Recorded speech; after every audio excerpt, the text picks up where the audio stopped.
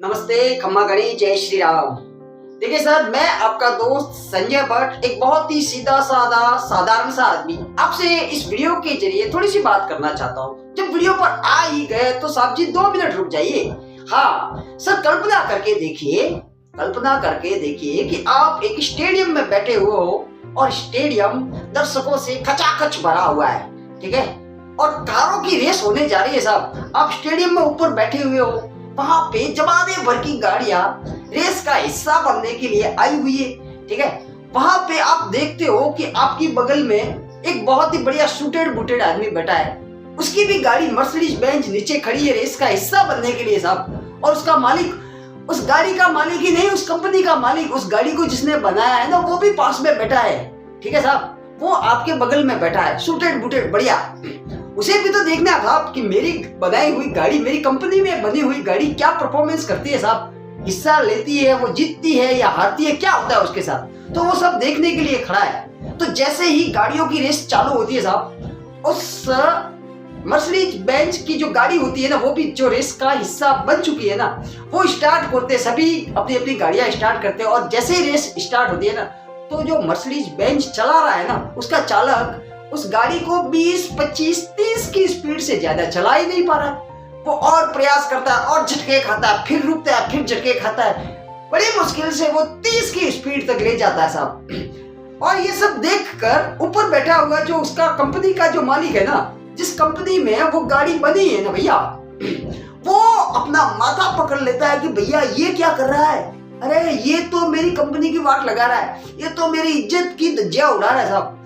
जाहिर सी बात है साहब, इतनी बड़ी कंपनी, उस कंपनी के मालिक को पता है कि इस गाड़ी में 250 किलोमीटर प्रति घंटे की रफ्तार से दौड़ने की क्षमता होने के बावजूद भी ये 20-25 की स्पीड से चला रहा है साहब। इसे कोई जाके बताता क्यों नहीं कि भैया गियर शिफ्ट कर, अरे एक्सीलेटर पे पाव दबा, अरे कुछ तो कर भाई, गाड़ी को भगा, तेरी गाड़ी 250 की स्पीड तक भागने के लिए उसमें क्षमता है साहब। परंतु ऐसा कर नहीं पाता। पता है क्यों साहब? पता है क्यों? क्योंकि उसने बेचारे ने आज तक कभी मर्सिडीज की गाड़ी चलाई नहीं है। उसने तो हमेशा खटारा से खटारा गाड़ियां चलाई है। उसके घर में खटारा गाड़ियां थी साहब, जो बड़ी मुश्किल से 25-30 मैक्सिमम स्पीड पे चलती थी साहब। अब उसका भी दोष नहीं है, जो चालक उस पे बैठा था ना, उसका दोष नहीं है साहब, क्योंकि उसने सीखा इतना ही था। इससे ज्यादा चलाने के बारे में उसने सोचा भी नहीं, कभी किसी के मुंह से सुना भी नहीं साहब। उसके घर वालों ने कभी बताया ही नहीं कि साहब इससे ज्यादा स्पीड की गाड़ियां भी दौड़ाई जाती है साहब। परंतु गलती से उसे स्टीयरिंग पे बिठा दिया गया साहब। सर, कहना सिर्फ इतना सा चाहता हूँ कि हम लोग भी यही गलतियां कर रहे हैं साहब। देखिए, हमारी भी कंडीशनिंग बचपन से लगाकर हमारे स्कूल में, हमारे घर में, हमारे आसपास के वातावरण में कुछ इस तरीके से हुई है साहब कि हमारे दिमाग में ये बात बैठा दी गई है कि ओए, ज्यादा बड़े बड़े सपने मत देखा करो, ठीक है ना, गरीबी में पैदा हुए हैं और गरीबी में ही मरेंगे, ठीक है। इसलिए ज्यादा हवाबाजी करने की जरूरत नहीं, ज्यादा लंबी लंबी बातें करने की जरूरत नहीं,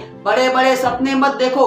पैसा पेड़ पर नहीं उगता, पैसों के लिए पसीना बहाना पड़ता है। जब कमाओगे ना तो समझ में आ जाएगा सर। और भी पता नहीं क्या क्या और किस किस प्रकार से हमारे दिमाग को पूरा फीड किया गया है इन सारी हारी हुई नकारात्मक बातों से भर के, और हमारे दिमाग ने मान लिया साहब। सर देखिए, हम इंसानों का दिमाग कुछ काम इस तरीके से करता है कि उसमें बार बार एक ही चीज को रिपीट मोड पे डालते जाते हैं ना साहब, तो वो इंस्टॉल होती है साहब, और उसी के अनुसार फिर हमारी बॉडी एक्शन भी लेती है साहब। तो सर, हमारे दिमाग ने ये बात मान ली है साहब, जबकि सच ये नहीं है साहब। सच ये है कि हमारे अंदर ईश्वर ने बहुत सारी क्षमताएं दी है साहब।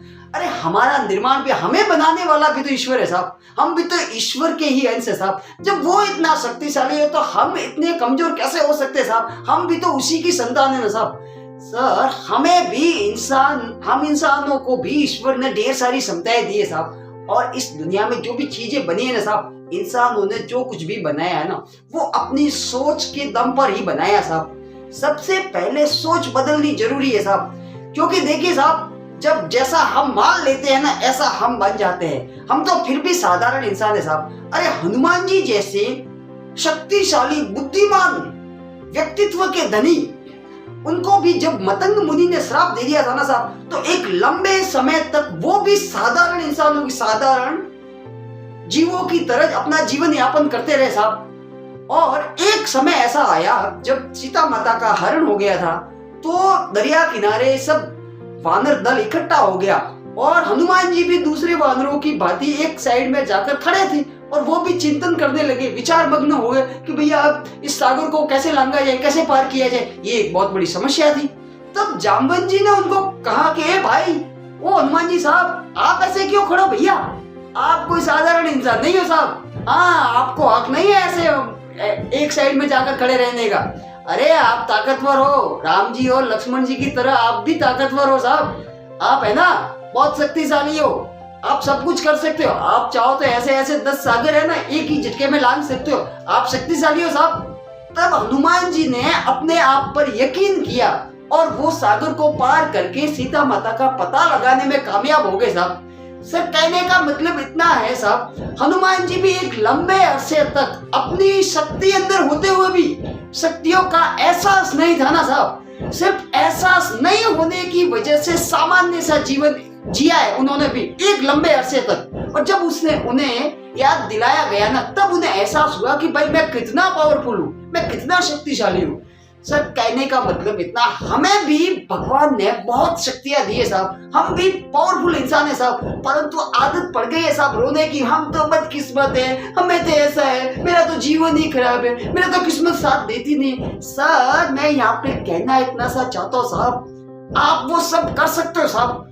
हर इंसान में भगवान ने वो क्षमता दी है कि जो वो सोच सकता है ना वो कर सकता है साहब। अगर अमीर बनना चाहे ना तो इंसान अमीर बन सकता है, कोई बड़ा एग्जाम क्रैक करना चाहे ना तो वो कर सकता है साहब, बड़ी अचीवमेंट कोई पाना चाहे ना तो वो पा सकता है साहब। इस दुनिया में आप अपनी सोच के दम पे सब कुछ कर सकते हो साहब। सबसे पहले तो आपको खुद पे बिलीव करना पड़ेगा साहब। देखिए, बिलीव सिस्टम में सबसे बड़ी ताकत होती है साहब।